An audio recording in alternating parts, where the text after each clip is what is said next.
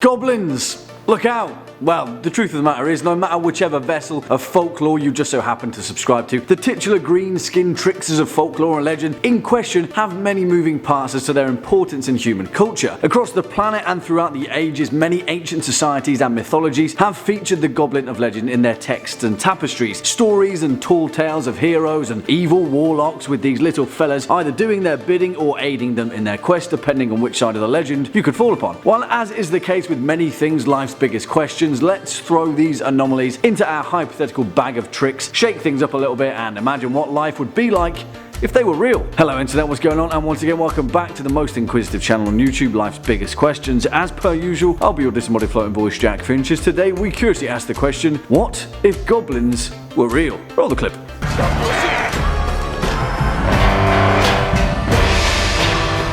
For the curious amongst you, of course, that clip was from 2012's The Hobbit, An Unexpected Journey by Peter Jackson, based upon the legendary works of J.R.R. Tolkien and his impeccable story of the same name. And it just has to be, really, doesn't it? Because if we're being honest, when it comes to cinematic depictions, the Goblin town scene of The Hobbit is one of the best, particularly the musical number in the extended edition, Down, Down, Down in Goblin Town. The point is, though, when it comes to fictional depictions of the goblins in question that we can use to draw inspiration for our life's biggest question, we have a myriad of options to choose from. It kind of goes without saying. Whether it's Tolkien's interpretation, Disney's The Black Cauldron, 1986's Labyrinth starring David Bowie, or even the Green Goblin of Spider-Man fame, we have a rich modern tapestry of Goblin culture to choose from. However, as is usually the case, our best bet is to probably start where all good things do.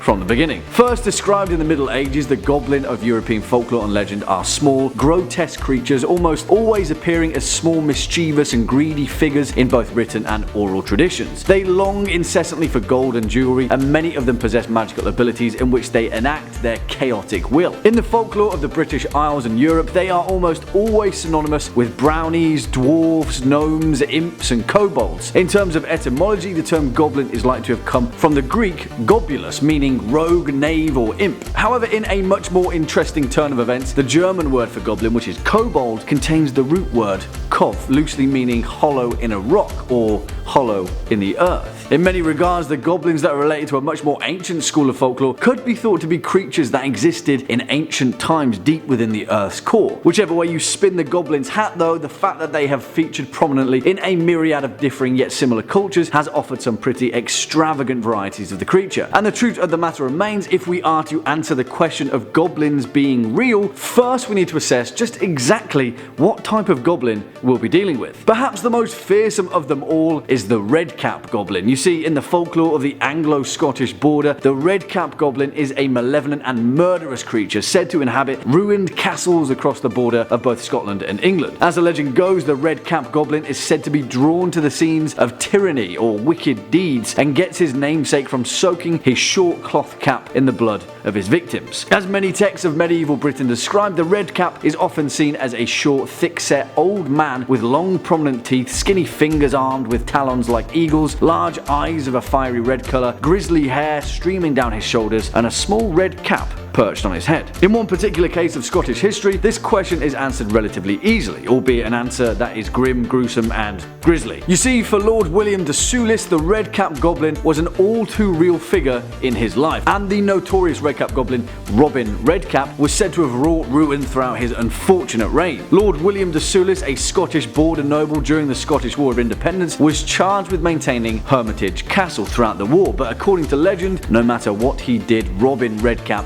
would sabotage him. Ultimately, according to folklore, after years of despair and misfortune, William de Soulis was taken to the Nine Stane Rig, an ancient Neolithic stone circle near the castle, where he was then wrapped in lead and boiled to death by the goblin. And as the legend goes, Robin Redcap still haunts that ruined castle to this day. If that's the case, then under the confines of this particular scenario, I wouldn't recommend purchasing any ruined Scottish castles anytime soon. But misfortune abound, if we are going to be living with these mischievous creatures once again, then perhaps we should see if there are any useful goblin species for us to ally with, in the vague hope of finding some kind of harmonious coexistence. Well, actually, as a matter of fact, one particular sub-race of the goblin species may well be our best friends, and certainly our best bet. If we play it correctly, that is, because yeah, you'll find out. Take the hobgoblins or their close relatives, the brownies, household goblin spirits that assume the appearance of small, hairy little men who often help with household chores within human dwellings, doing odd jobs around the house whilst the family sleep, and generally just being pretty damn useful, actually. Depending on which thread of folklore you follow, these would include Billy Blind, an English and lowland Scottish spirit, Blue Birches of Somerset, Robin Roundcap of Yorkshire, and the hobgoblin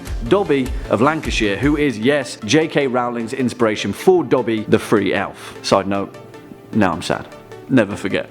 However, perhaps the most iconic of them all includes a figure who is known as Robin Goodfellow, the fey folk inspiration for the character of Puck in Shakespeare's A Midsummer Night's Dream. And if our society right here and now were graced with his mischievous presence, leading his goblin people as the figurehead in a campaign of ingenuity and household fun, society would certainly be a much less boring place to be around. Granted, we'd have to adhere to the hobgoblin set of rules: don't give them clothes that they didn't ask for, make sure they're fully stocked with cream and food, and you should be all good. But that's about it. As folklore describes, it's a pretty integral series of events to note if you've been chosen by a hobgoblin for household services. First, they will add dirt to the family's milk jugs and then throw sawdust to their otherwise clean living quarters. The hobgoblin's intention is to test the master of the house to see if he or she understands and knows the services that are being offered. If the human master is smart, then they will leave the sawdust where it is and they'll take the plunge and drink the dirty milk, signaling to the hobgoblin that they accept its help and will treat it with respect by sharing its food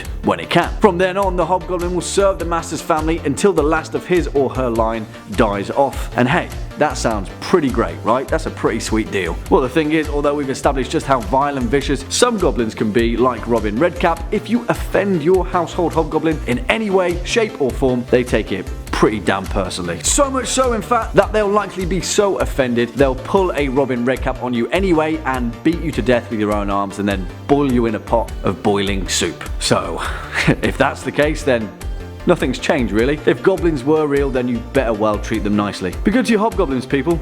They work for free, you know. It's the least that they can do.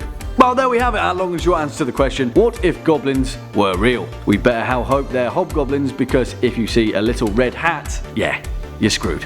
Well, on that note, what do you guys think? Do you agree? Have any more to add on the matter? Then let us know your thoughts down in the comment section below. Before we depart from today's video though, let's first take a quick look at some of your more creative comments from over the past few days. First up, Joe Cullinan says, what if Transformers were real?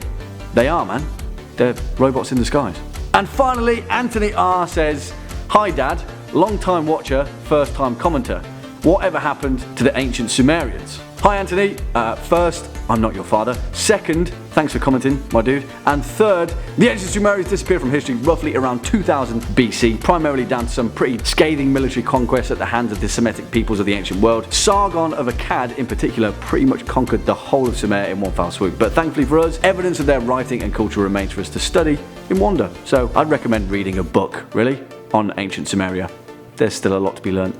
Well, on that note, unfortunately this is all we've got time for in today's video. Just stick around all the way until the end. If you were a fan of this video, or just life's biggest questions in general, then please be a dear and hit that thumbs up button, as well as that subscribe bell, and I'll be seeing you in the next one. As per usual, I've been your disembodied floating voice, Jack Finch. You've been watching life's biggest questions, and until next time, you take it easy.